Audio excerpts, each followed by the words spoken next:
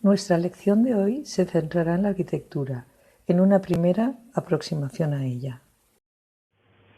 En primer lugar, definiremos la arquitectura como el arte de proyectar y construir tanto edificios como otras estructuras físicas para el uso de las personas. Vitruvio, el gran arquitecto e ingeniero romano, consideraba que toda obra arquitectónica debía de tener tres cualidades.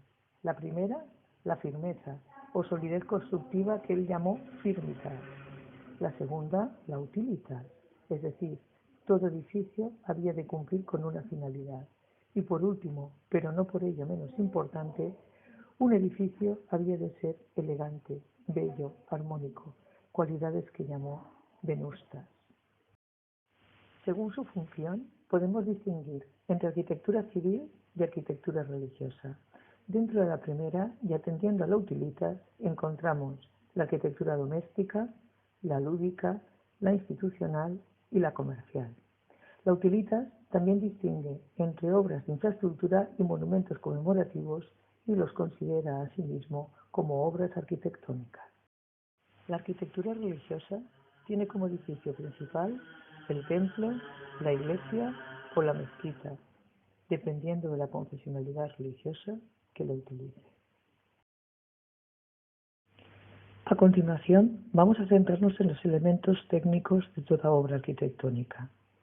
Destacamos en primer lugar los elementos sustentadores, es decir, aquellos que soportan el peso del edificio, y el más importante es el muro, que según la colocación de los ladrillos o sillares podemos distinguir entre muro regular o irregular. También puede tener el paramento a la vista o estar el muro recubierto. Por último, el muro de un edificio puede ser completamente macizo o tener aberturas como puertas o ventanas.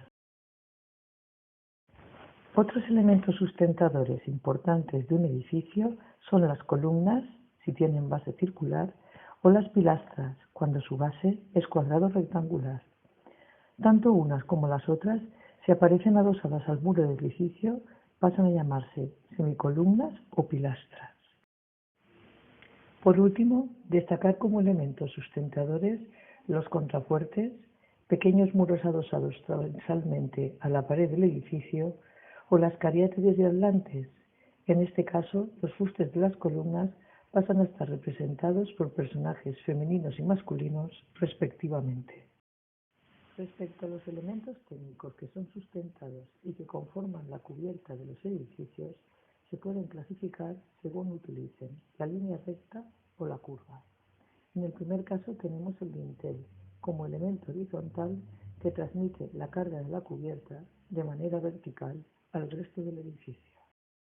El arco es el elemento sustentado curvado que desvía lateralmente la carga de la cubierta del edificio. Los arcos se pueden clasificar tanto por su forma como por su función. Entre los primeros son famosos los arcos de un solo centro, como el de medio punto, el peraltado o el visigodo. Entre el arco de dos centros destacan el apuntado o tumido, y entre los de mayor complejidad formal son famosos los arcos polilobulados y los arcos conopiales. Según su función, podemos distinguir en primer lugar los arcos de descarga, que son aquellos que están inscritos en el propio muro del edificio. También encontramos los arcos fajones o perpiaños, que como bien indica su nombre, hacen la función de fajar, de sujetar la bóveda de la nave. Y por último, los arbotantes, arcos exteriores de origen gótico que trasladan fuera del muro del edificio a los contrafuertes exteriores el peso de la cubierta. La bóveda es el elemento constructivo que se utiliza para cubrir un espacio comprendido entre dos muros o una serie de pilares alineados. Según su técnica, encontramos bóvedas formadas por un solo eje, como la bóveda de cañón o la anular, y aquellas que son el resultado del cruce de dos bóvedas, como la bóveda de arista o la de crucería. Por último, no podemos olvidarnos de la cúpula, elemento arquitectónico utilizado para cubrir un espacio de planta cuadrada, circular o elíptica. La cúpula Es un tipo de bóveda, resultado de la rotación de un arco sobre un eje, formando una semiesfera.